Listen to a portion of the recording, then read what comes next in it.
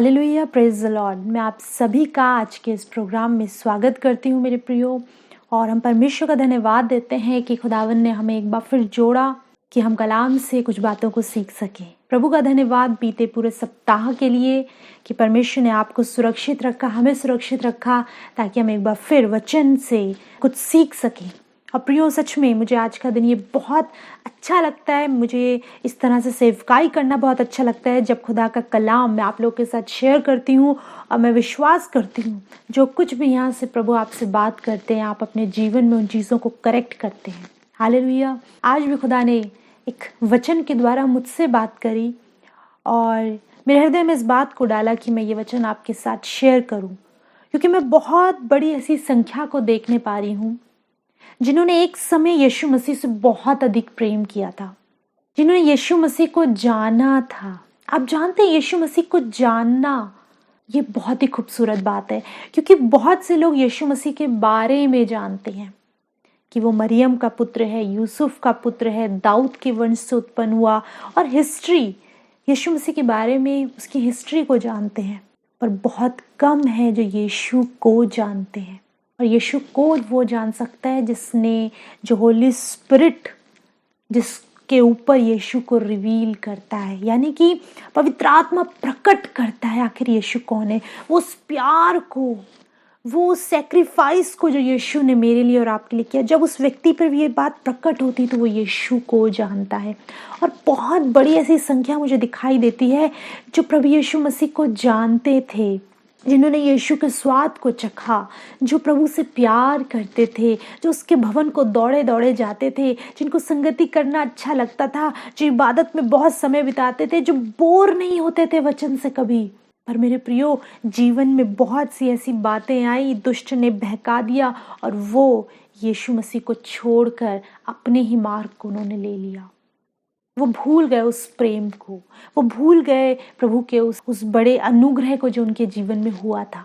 पता है, जब आज इस वचन को पढ़ रही थी, मेरी आंखों से आंसू आ रहे थे। मैं कह रही थी, प्रभु सच में हमने एक समय में तुझे उस रीति पे ग्रहण करा, उस रीति पे तुझसे प्यार करा, और यदि आज व्यक्ति तुझे छोड़कर अपने मार्ग पर चला जाए तो एक पिता के हृदय में क्या बीतती है। मेरे प्रियो, आज मेरे साथ आप पढ़ने के लिए निकालिए पहला रोमियो, उसका 18 पद से आगे हम लोग पढ़ेंगे। परमेश्वर का क्रोध तो उन लोगों की सब अभक्ति और अधर्म पर स्वर्ग से प्रकट होता है जो सत्य को अधर्म से दबाए रखते हैं। परमेश्वर का क्रोध उन लोगों की सब अभक्ति और अधर्म पर प्रकट होता है जो सत्य को अधर्म से दबाए रखते हैं। मेरे प्रियो, सत्य कहाँ है? सत्य कौन है? सत्य यीशु है। यीशु मसीह ने कहा, मार्ग, सत्य और जीवन मैं हूँ। मार्ग, सत्य और जीवन मैं हूँ। ट्रुथ कौन है? यीशु। और यीशु के अलावा कुछ भी सच नहीं है, वो ही सच है। लोग सत्य की खोज करते करते भटक गए, अपनी अपनी चीजों को उन्होंने सत्य मान लिया। पर वचन बताता है, मार्ग, सत्य और जीवन मैं ही हूँ, कोई और नहीं। वो सत्य है। और किसी ने एक बार सत्य को अपने जीवन में रिसीव करा, यीशु को अपने जीवन में ग्रहण करा, उससे प्यार करने लगा, उसके साथ संगति करने लगा, वचन को पढ़ने लगा, सत्य उसके भीतर आ चुका था। लेकिन क्या हुआ? उसने उस सत्य को अधर्म से दबा दिया, अपने भीतर ही उस सत्य को अधर्म से दबा दिया। यानी कि यीशु पीछे हो गया, उसने अपने कामों को, अपनी मन की अभिलाषाओं को, अपने शरीर की अभिलाषाओं को पूरा करने में अपने जीवन को लगा दिया। और पता है, वचन बताते परमेश्वर का क्रोध उन पर प्रकट है। पर अगर आप एक समय बहुत अच्छी प्रार्थनाओं के जीवन में थे, एक समय बहुत अच्छी आपकी प्रेयर लाइफ थी, उपवास का जीवन था, प्रार्थनाओं का जीवन था, और आज नहीं है, यानी कि आप स्वयं जानते हो कि आपने संसार के कामों में अपने उस सत्य को दबा दिया है। जिस यीशु को आप जानते थे, जिस यीशु को आपने ग्रहण किया था, जिससे आप प्यार करते थे, मेरे प्रियो, वो आपके भीतर कहीं दब क्या है? अधर्म ने उसे दबा दिया। आपने तरह तरह के गुनाह कर दिए, पाप कर दिए, व्यभिचार करा, आपने अपनी नजरों से गलत चीजों को देखा, चोरी की, हत्या करी। अभी मैं आगे बताऊंगी कौन कौन से अधर्म है जिसने उस सत्य को दबा दिया, यानी उस यीशु को दबा दिया। बहुत बड़ी संख्या है ऐसी। वचन बताता है एक स्थान पर क्या तुम आत्मा की रीति पे शुरू करके देह की रीति पर खत्म करोगे? यानी आत्मा से तुमने एक दौड़ को शुरू करा, पवित्र आत्मा को तुमने पाया, तुम उसको जानने लगे, तुम एक अच्छे आराधक थे, तुम एक अच्छे परमेश्वर के जन थे, तुम्हें देखकर लोग परमेश्वर की महिमा करते थे, एक अच्छा चाल चलन तुम्हारा था। कहाँ भटक रहे हो मेरे भाई, कहाँ भटक रही हो मेरी बहन? तुमने एक अच्छे चाल चलन को पाया था, प्रभु में अच्छे बढ़ रहे थे, लेकिन अब तुम क्या कर रहे हो? तुमने गुनाह और पाप से यीशु को दबा दिया, उस सत्य को दबा दिया। खुदावन का कलाम कहता है उन पर परमेश्वर का क्रोध प्रकट है। 19वां पद कहता है इसलिए कि परमेश्वर के विषय का ज्ञान उनके मनों में प्रकट है, क्योंकि परमेश्वर ने उन पर प्रकट किया है। परमेश्वर ने अपने आप को आप पर प्रकट किया था। परमेश्वर क्या है, वो कैसा आपसे प्रेम करता है, वो आप पर प्रकट किया था। परमेश्वर ने अपने हृदय को आपके ऊपर खोल कर रख दिया था। मेरी बेटी, मैं तुझसे बहुत अधिक प्रेम करता हूँ। मेरे बेटे, मैं तुझसे बहुत अधिक प्रेम करता हूँ।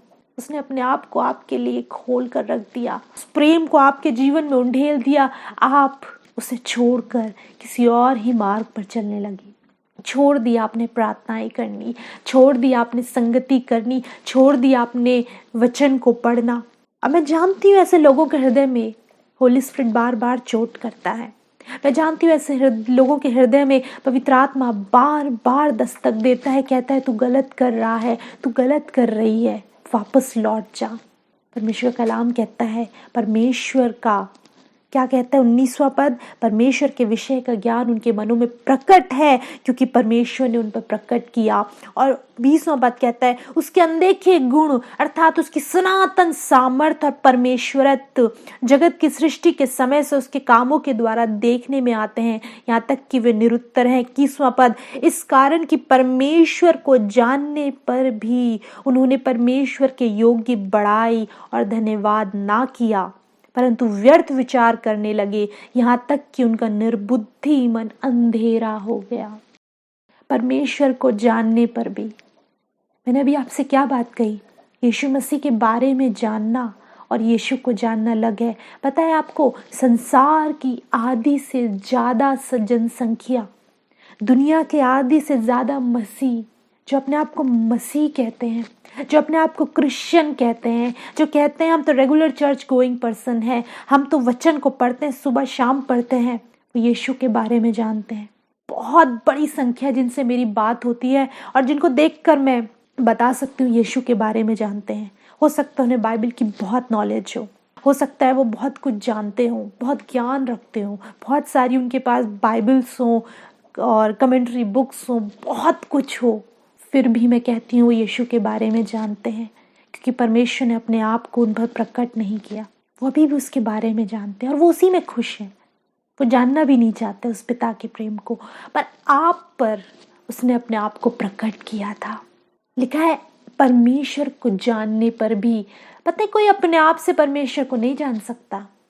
यदि कोई व्यक्ति कहे कि मैं प्रभु को जानना चाहता हूँ और अपने आप से कोशिश करे, वो नहीं जान सकता।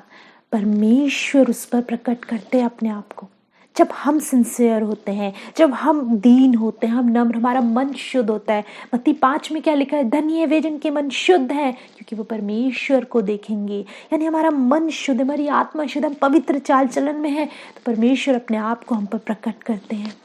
और मैं जानती हूँ बहुत से लोगों ने ये परमेश्वर को जाना, और वचन कहता है जानने पर भी, क्या कहता है वचन, 21वां पद, इस कारण कि परमेश्वर को जानने पर भी उन्होंने परमेश्वर के योग्य बड़ाई और धन्यवाद ना किया। उसकी बड़ाई, उसका धन्यवाद ना किया, अपने चाल चलन से फिर गए। जो खूबसूरत सा चाल चलन वो जी रहे थे मसीह में, उसे छोड़ बैठे। और लिखा है परंतु व्यर्थ विचार करने लगे, यानी कि गुनाह करने लगे, पाप करने लगे।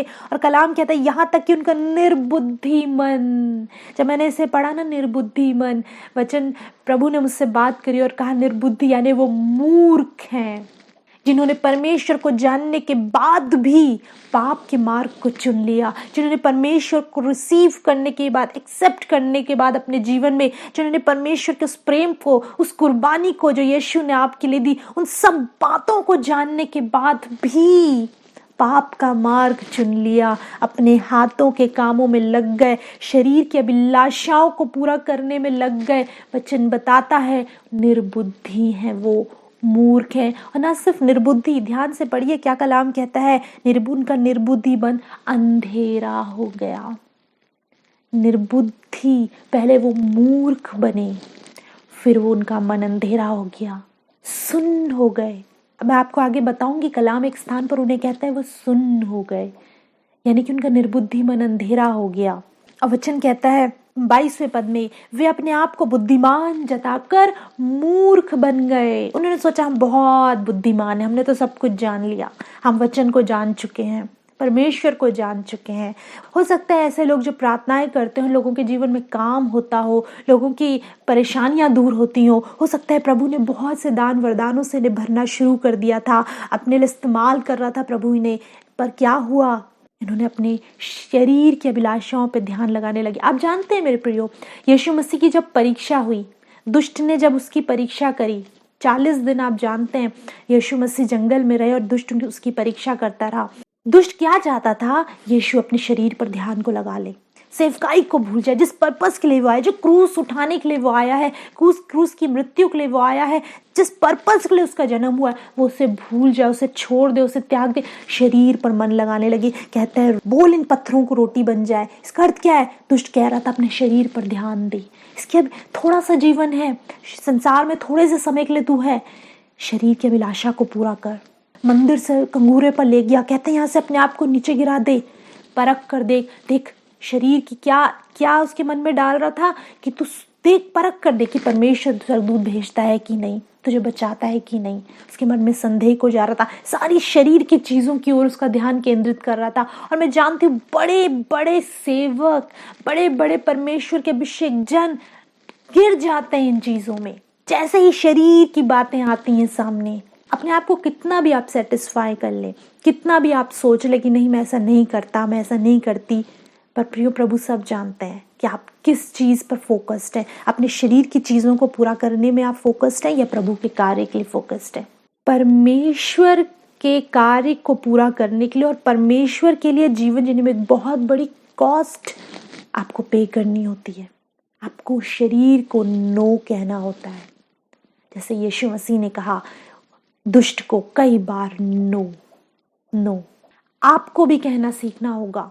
जब आपके सामने दो रास्ते नजर आ रहे हो, एक सही और एक गलत, और आपकी आत्मा कह रही हो कि ये रास्ता सही है, इस पर जा, ये गलत है, इस पे मत जा, और शरीर कह रहा हो नो, इसमें जा। बाइबल बताती है शरीर और आत्मा परस्पर युद्ध करते हैं, ये परस्पर विरोधी हैं। जो शरीर कहता है आत्मा उसे नहीं मानती, जो आत्मा कहती है शरीर उसे नहीं मानता। यानी आपकी बॉडी किन्हीं चीजों की डिमांड कर रही है, ये कर, धोखा दे, रिश्वत ले, चोरी कर, झूठ बोल, व्यभिचार कर, गलत संबंध में पड़, गलत चीजों को फोन पे देख, टेलीविजन में देख, अपने समय को बर्बाद कर। शरीर इसमें खुश होता है और आपकी आत्मा कह रही नो, प्रार्थना कर, वचन पढ़, प्रभु की संगति में रह, प्रभु की उपस्थिति में बैठ। जब दो बातों में फाइट चल रही हो, तो अगर आप देह की अभिलाषाओं को पूरा कर रहे हैं, इसका मतलब है आप मूर्ख हैं। क्यों? क्योंकि आप परमेश्वर के स्वाद को चख चुके हैं, आप उससे जान चुके हैं। मेरे प्रियो, परमेश्वर का कलाम स्ट्रेट फॉरवर्ड है, बिल्कुल सही बात कहता है, बिल्कुल तीखी बात कहता है। बहुत से लोगों को बुरी भी लग रही होगी, और मुझे अच्छा लगता है जब लोगों को बात बुरी लगती है। क्यों? क्योंकि परमेश्वर का कलाम कहता है अंत के दिनों में ऐसे उपदेशक आ जाएंगे जो कानों की खुजली मिटाएंगे, जो लोगों की पसंद का वचन बोलेंगे।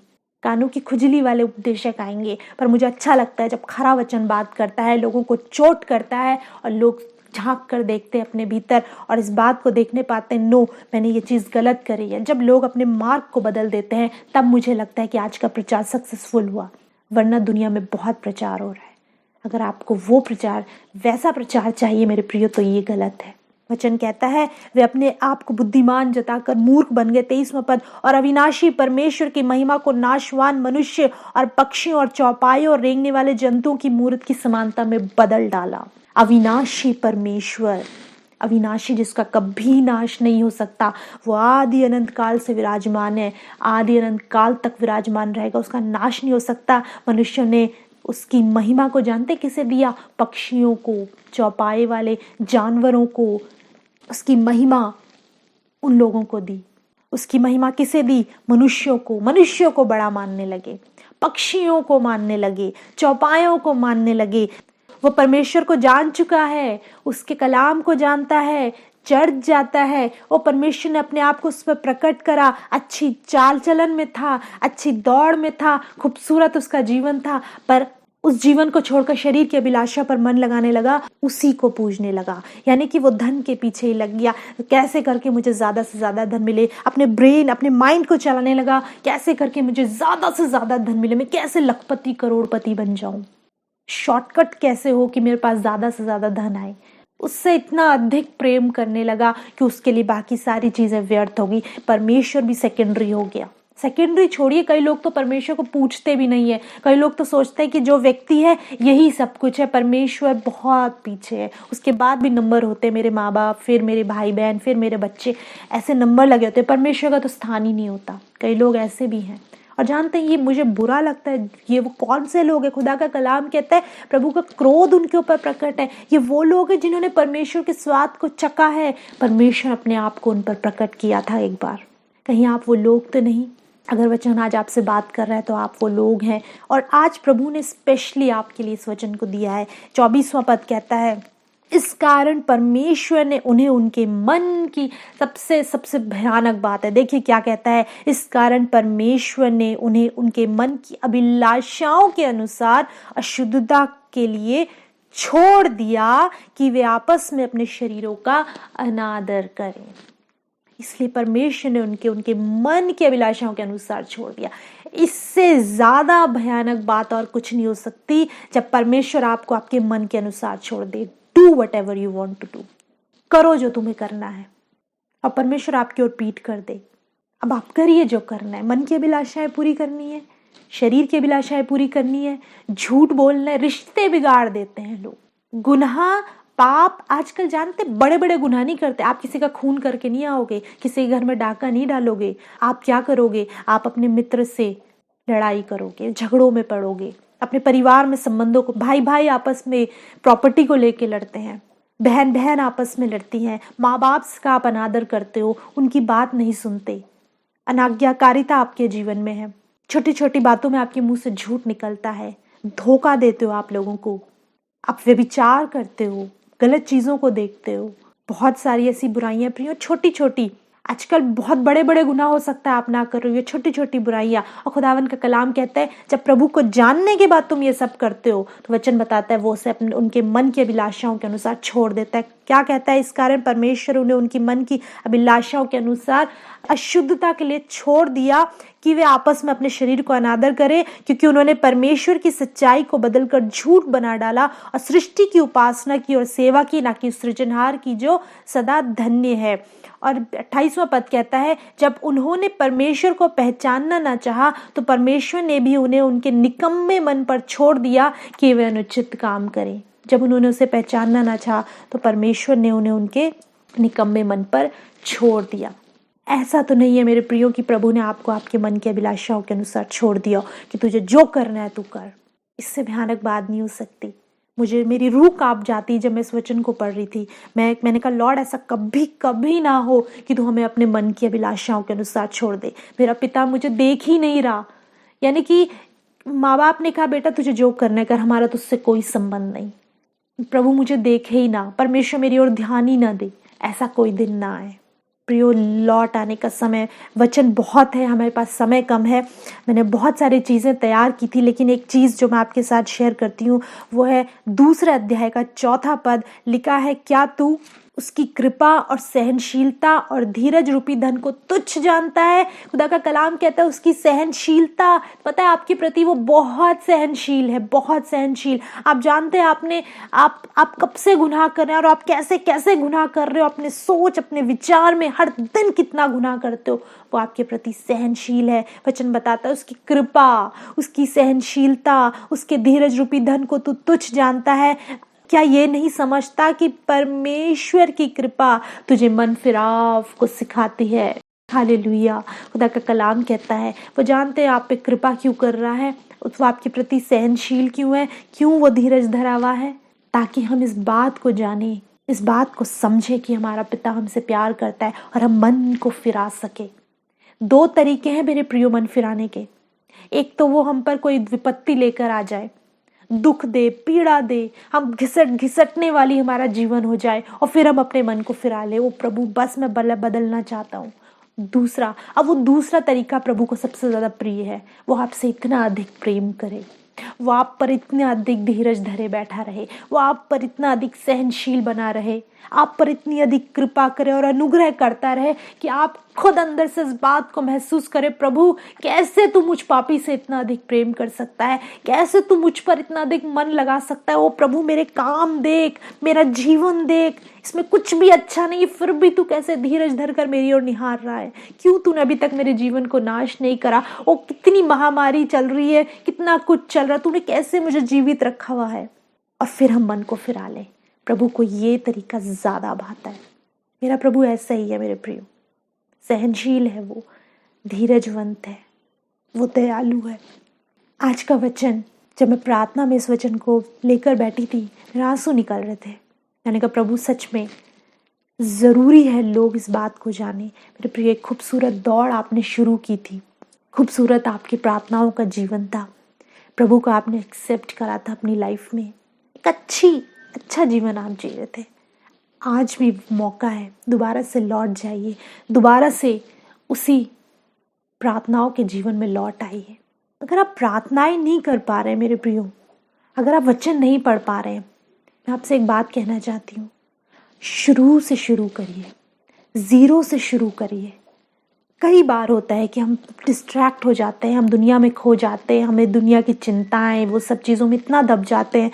मैं हर बार ये बात कहती हूँ, दोबारा से शुरू करिए, दोबारा से वचन को पढ़ना शुरू करिए। शुरू तो करिए, सिर्फ प्रभु के पास ये बोलने तो जाइए, प्रभु मेरा मन नहीं कर रहा है प्रार्थना करने का, मैं फिर भी आया हूँ, तो मुझे सामर्थ्य दे। और आप देखेंगे मेरे प्रिय, वो आपको सामर्थ्य से भर देगा।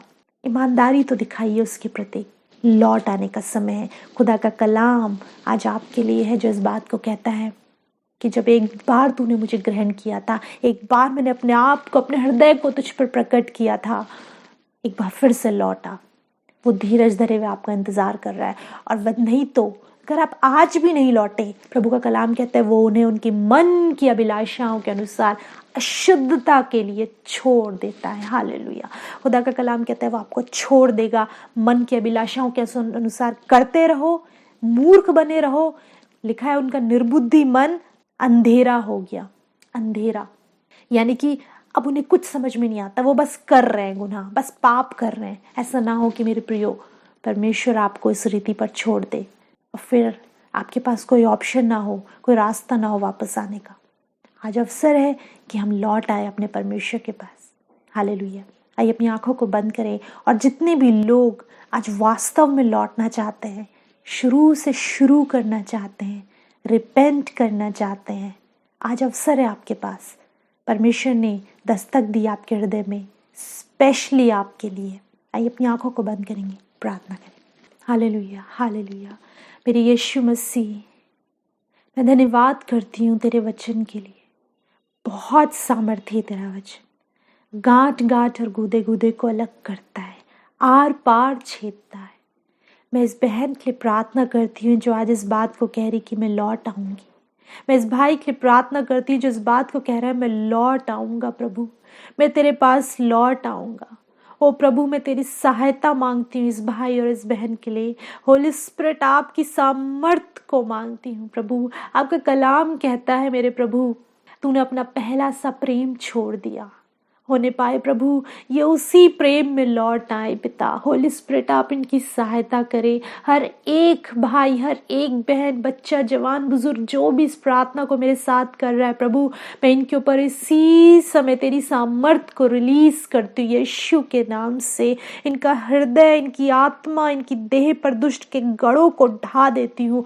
तेरे कंट्रोल को मांगती हूँ होली स्पिरिट। इसी समय से इनके जीवन पर तेरा कंट्रोल हो। और प्रभु जब ये लौटने चलने के लिए अपना पहला कदम बढ़ाए तो इनके हाथ को थाम लेना। ओ प्रभु, उस पिता की तरह जब उसका पुत्र लौटा चला आ रहा था, लिखा है पिता ने दौड़ कर उससे गले लगाया। ओ प्रियो, मैं बताना चाहती हूँ परमेश्वर दौड़ कर आपको गले लगा रहा है। हालेलुया। आपके आंसुओं को पोंछ रहा। आपने बहुत कुछ सह लिया अपने जीवन में, आज प्रभु उन सारे आंसुओं को पोंछ डालेगा, आपको गले लगाएगा, आपके हाथ को थाम कर अपने घर की ओर लेकर जाएगा। वो आपका घर है, आपके पिता का घर है। हालेलुया।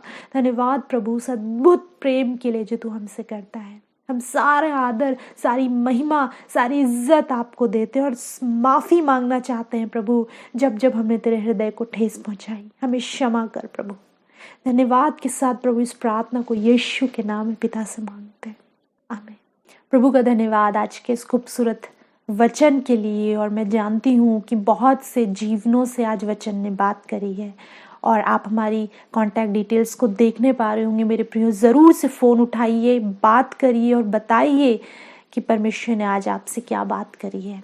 और यदि आप प्रार्थना करवाना चाहते हैं तो आप हमें कॉल कर सकते हैं। हमारी कांटेक्ट डिटेल्स स्क्रीन पर आप देखने पा रहे होंगे। आप कॉल करिए। व्हाट्सएप करना चाहते हैं तो आप व्हाट्सएप करिए, पर आप ज़रूर बताइए कि खुदा ने आपके जीवन में क्या कार्य किया है। यदि आपकी गवाही है, अनुभव है, जो कुछ है, आप शेयर कर सकते हैं। और मेरे प्रियो, यदि आप हमारे और भी प्रचार को सुनना चाहते हैं, और बहुत सी टीचिंग्स है जो प्रभु ने मुझे दी हैं, जो मैं आप लोग के साथ शेयर करती रहती हूँ हर हफ्ते, तो आप उन्हें यूट्यूब पर देख सकते हैं। ट्रू शेपर्ड मिनिस्ट्रीज टाइप करिए यूट्यूब पर जाकर, सब्सक्राइब करिए चैनल को, और बहुत सी वीडियोस आपको टाइम टू टाइम मिलती रहेंगी जो आपके आत्मिक जीवन की उन्नति के लिए, मैं जानती हूँ, बहुत ज़्यादा वो यूज़फुल हैं। इसके अलावा मेरे प्रियो, बहुत से लोग हमारे प्रोग्राम को स्पॉन्सर करना चाहते हैं। मैं जानती हूँ बहुत से लोग कर भी रहे हैं। यदि आप भी चाहते हैं कि आपके द्वारा भी एक दिन का प्रचार हो, यानी कि एक दिन जो यहाँ से एपिसोड टेलीकास्ट होता है आपकी फैमिली के द्वारा हो, प्रभु आपके मन में इस बोझ को डाल रहा है, तो आप ज़रूर से कर सकते हैं। हमें कॉल करिए, हम आपको बताएंगे कि प्रोग्राम कैसे स्पॉन्सर किया जा सकता है। इसके अलावा प्रभु के राज्य में आप बोना चाहते हैं, अपनी भेंटों को देना चाहते हैं, अपने बीज को बोना चाहते हैं, जो कुछ भी प्रभु आपके हृदय में डाले आप करना चाहते हैं, तो हमारे अकाउंट डिटेल्स आप स्क्रीन पर देखने पा रहे होंगे। आप अपने बीज को बो सकते हैं और हम आपके लिए प्रार्थना करेंगे, प्रभु आपको बहुत तायत की आशीष दे। अगले सप्ताह प्रियो हम आपसे दोबारा मुलाकात करेंगे। तब तक प्रभु यीशु मसीह में आप सभी को हमारा सलाम।